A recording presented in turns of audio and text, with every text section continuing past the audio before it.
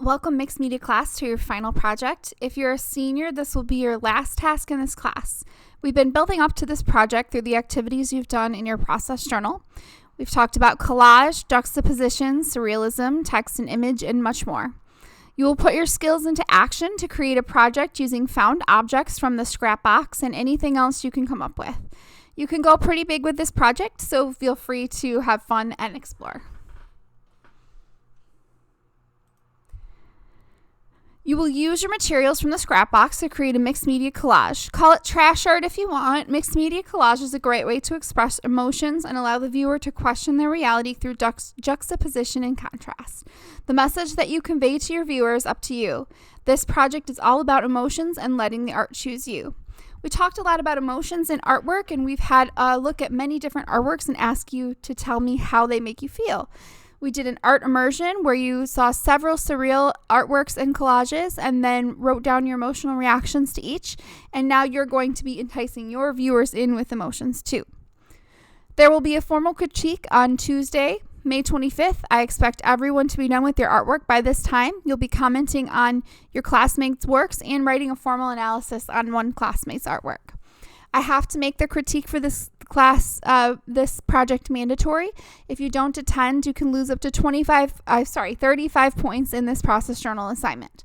This means it's very important to pace yourself in the final project. Try not to procrastinate and really carve out time for this project to be successful.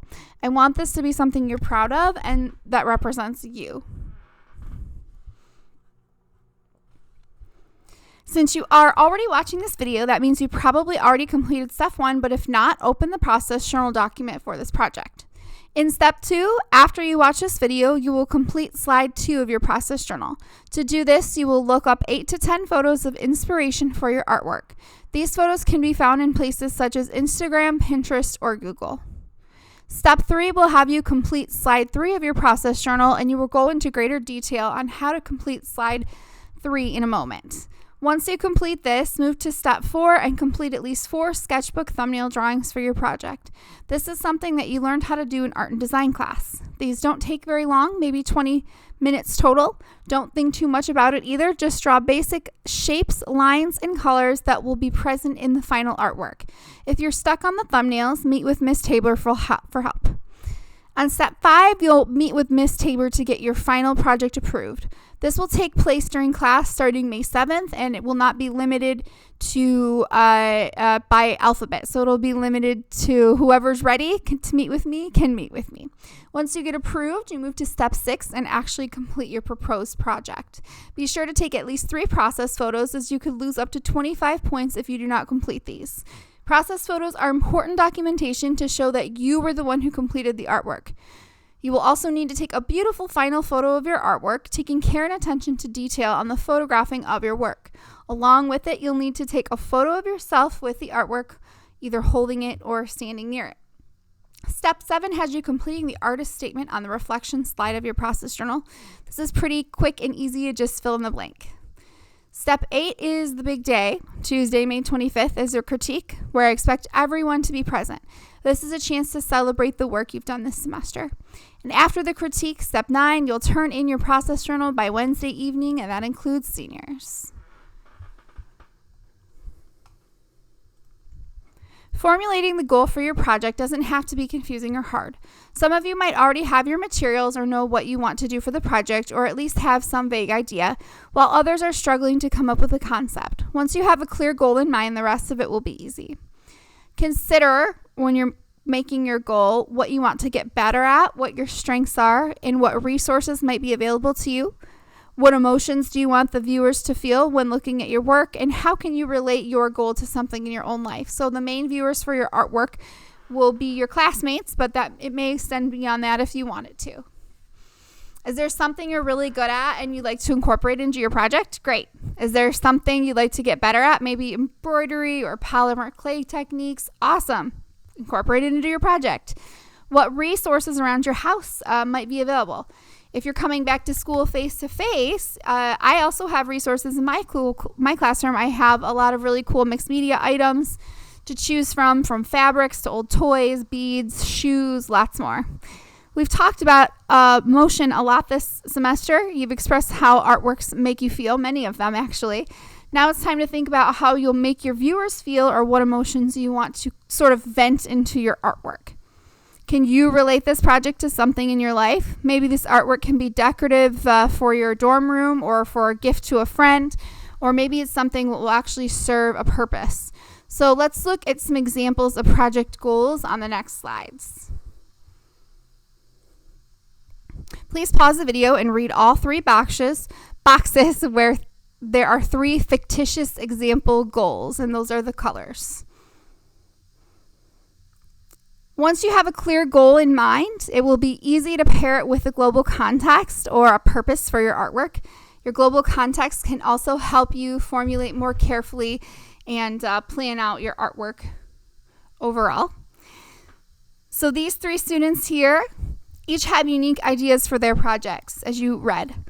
These were made-up students that I created in order to show you a variety of levels each project might be at. The yellow student is someone who likes art class and took art because it's fun, so they want to create something they can take with them, maybe display at their graduation or put up in their room. They want it to be meaningful and relate to them. They're not necessarily a student that's going to go on and take maybe many more art classes in their lives, but they enjoy it now. The blue student might be a student who considers themselves an art student. It's someone who wants to explore the themes a little bit more deeply, or they may not be going to art school either.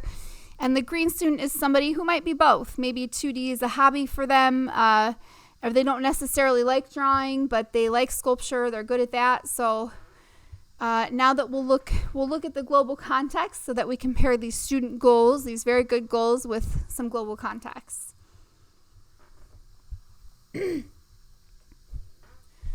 Global context, inquiring into subject content through a global context enables students to develop a deeper understanding of both the subject and its application in the real world. What is the benefit and purpose of choosing a global context for your project? Some of you already have been in personal project and you know the benefit. But I'll give you some examples here too. You can read this slide, but why is it important for you to understand this? Why do people care about this topic? Why are you engaged in this? We want to know the why. Why is this important? And so you have to consider what you want to achieve and how you can give a greater purpose to your overall project, whatever that looks like. So we're going to look at each of the global contexts individually. And I'm going to read off the name of it, and you will get a moment to I'm going to read off some of the aspects. Sorry, my husband's doing something in the background. I'm recording this on a Sunday. So you will have the aspects on your screen that you can read, and while you're reading those, I'm going to just read off some of the examples of those to you. So you'll get a moment to look at that. So the first global context here is fairness and development, which has to do with possible explorations in this. Could include democracy, politics, government, and civil society, inequality, difference and inclusion, human capability and development, social entrepreneurs, rights, laws, civic responsibility in the public sphere, justice, peace, and conflict management, power, privilege, authority, security, freedom, and imagining a hopeful future. So this sounds like something you want to do in your project to tie your project into, then this is your global context right here. Next global context is personal and cultural expression, which is always an art class favorite. It's easy, and here's why. You can tie it in with artistry, craft, beauty, and creation, products, systems, and institutions, social constructions of reality, philosophies and ways of life, belief systems, ritual and play, critical literacy, languages and linguistic systems, history of ideas, fields, and disciplines, analysis and argument, metacognition and abstract thinking, entrepreneurship, and practice and competency, if you wanted to use personal and cultural expression. Next up is orientation in time and space, which is civilizations and social histories, heritage, pilgrimage, migration, displacement and exchange, eras, turning points, big parts of history, scale, duration, frequency, and variability, people, boundaries, exchange and interaction, natural and human landscapes and resources, evolution, constraints, and adaptation. Globalization and sustainability includes markets, commodities, and commercialization, human impact on the environment, commonality, diversity, and interconnection, consumption, conservation, natural resources, and public goods, population and demography, and urban planning, strategy, and infrastructure, which is something that is that's a big conversation right now in politics. So it might be an interesting way to incorporate that into your artwork. And the last one, we have identities and relationships. Oh, sorry, not the last one. We have one more left after this, is competition, cooperation, teams, affiliation, leadership, identity formation, self-esteem, status, roles and role models, personal efficacy and agency, attitudes, motivation, independence, not interdependence, happiness and the good life, physical, psychological, and social development, transitions, health and well-being, lifestyle choices, human nature and human dignity, moral reasoning, ethical judgment, consciousness, and mind.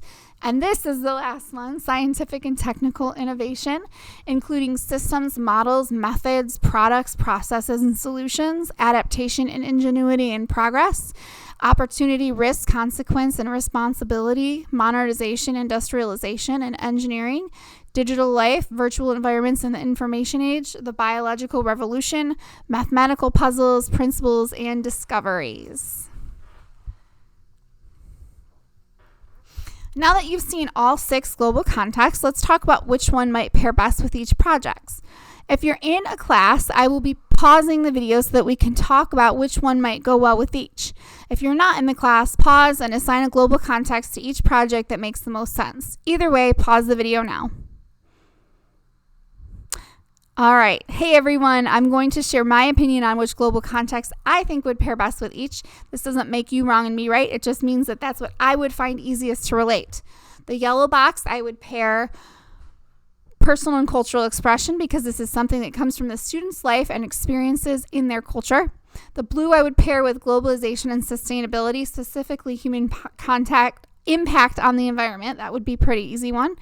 And they kind of already have explained it in there anyway, so that student makes it extra easy to pick one. And then the last student I struggled with, that was the most difficult one, and I wonder how our conversations will go in class around this, but I would choose identities and relationships, specifically identity formation and self-esteem, then take the project in the direction of expressing identity through the creatures and having personality descriptions for each creature that represents an aspect of me in that creature. So that's the direction I would take it in if I use that, but you could absolutely use it in all kinds of different ways. Once you have a global context, you will finish up the process journal slide number 4 with the final information about your project. Here are some things to consider when planning your final project. The global context, of what lens do you want to view your project through? The supplies, what's available? The goal, what do you want to accomplish? Do you want to have a social message or a function? Do you want to keep it or give it to someone else? The message, this is more just a detail about your goal, so it kind of pulls the global context and the goal together, saying this is why I chose this. And the elements and principle focus, you also have to think about what will you focus on. Well, choose 1 to 2 elements and principles that you'll really focus on throughout the project in making those really come to the forefront of your project. All right. I'm going to show you many artwork examples. The first 2 slides are from Pioneer students. Then there are some that I pulled off Pinterest, and then the last set of photos are from my own DP art class. I wanted to give you as many examples as possible to see the possibilities of this project. So these are Pioneer students here playing with scraps that they found.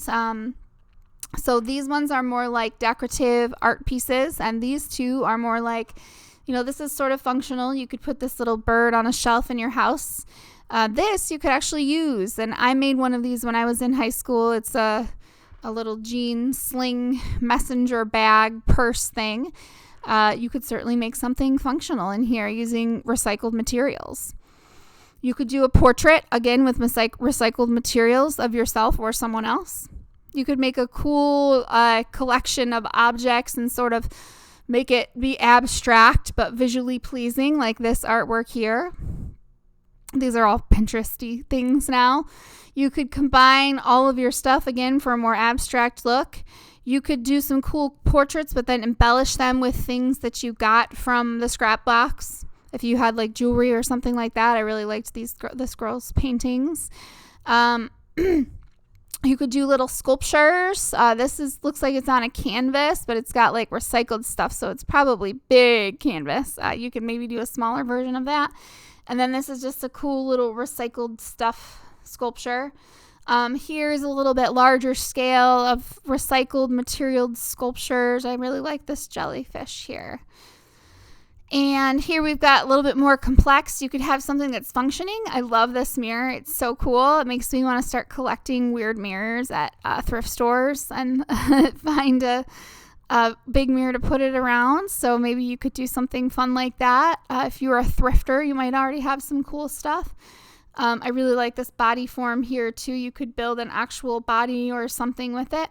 I also really liked this idea too of the painted CDs so that you can put them on a wall. So you get like the scrap box has like stacks of CDs that you could buy for super cheap, and then you can just paint them. And there's a process video here that shows how to paint CDs, and you can actually scratch off the top stuff so that they're clear, like this one too. There's a lot of cool stuff. This person painted, they drew, you can see they collaged on top of these CDs. So that might be a fun project, is repurposing something old. And now we're moving into my old students, my former DP kids that graduated last year. One student made this really cool. They repurposed a lamp and then used their old pill bottles and broke some glass and used a black light. And you know, how purposeful is this lamp really? But very cool art piece that they made. These students here, she used some fabric that was kind of like recycled from our classroom to complete this. I think she bought the string of the hair, but everything else was like recycled materials found in our classroom, and then she sewed it in our classroom as well. This student here, these are her same two artworks on the right. This is not the same student. These are two different students, but this student on the right has two artworks. She was really into collage art. So you could just do some, straight flat collages, but add more. She used to add all kinds of things. She's got Christmas lights on here, and there's all kinds of stuff. You could get lost in her artwork. More students who chose to do portraits with collage art. And then you have this shoe project that we did in our other class, and you are absolutely welcome to do a shoe project too. We have tons of shoes in the classroom that you're welcome to use. You basically repurpose an old pair of shoes and paint them or make them into something else altogether. These are just past students' examples. This is another student who just used to do a lot of mixed media 3D work and did this really cool. This was an award-winning art piece for Scholastic magazine. So this art piece actually traveled. And on the inside, she just spent countless hours adding this broken glass. And she got this idea one day when this broken glass idea when I dropped a mason jar in the hallway, and I was all sad about it. And she was like, "No, Miss Tabor, give me all the glass." So, don't be afraid to try new stuff in your artwork. This is a breakdown of the final project. It is 200 points total, and you'll have a major impact on your final grade. Now we're going to go over to Schoology and the process journal, and I'm just going to show you a quick couple things on how the process journal is set up. So in Schoology, if you go down to the white folder, which you may or may not be there already, and go to Final Project Journal, this video will be linked there after I finish posting it, and then the critique slides will be there at the end of the time. And right here is where you'll get to the final process journal. And then here's the reference slides. This is the slideshow that I showed everyone today in this video. So here's your last process journal for this class, documenting your final project. So on slide 1 is where you're going to put your 8 to 10 photos of your inspirations, including Google, Pinterest, and Instagram. The next slide is your plan and proposal for your project. So you'll have to do 5 fill-in-the-blank answers there about everything that we just discussed on this video. The next slide is your thumbnail. So you'll do your 4 sketches on here, and then on here you'll just do a final couple of sentences about this is what I want to do for the project. And then I have that in there to remind you that you're not going to be able to go beyond this until you meet with me and I give you my comments in your journal or face-to-face, depending on, what's going on. And then here you have your spots for your process photos and your final project photo and the one of you with your final project. And here is your artist statement reflection slide that you'll write once you finish the project. Here's your final project evaluation where you'll leave any of your last comments, and then I'll give you all your points and give you your final feedback. And then here's a spot to paste anything from the critique that we have. Okay, everyone, I hope you enjoy this project. Email me or send me a private message if you have questions or concerns. And remember, Tuesday, May 25th, it's mandatory. Everyone needs to be there to show their artwork.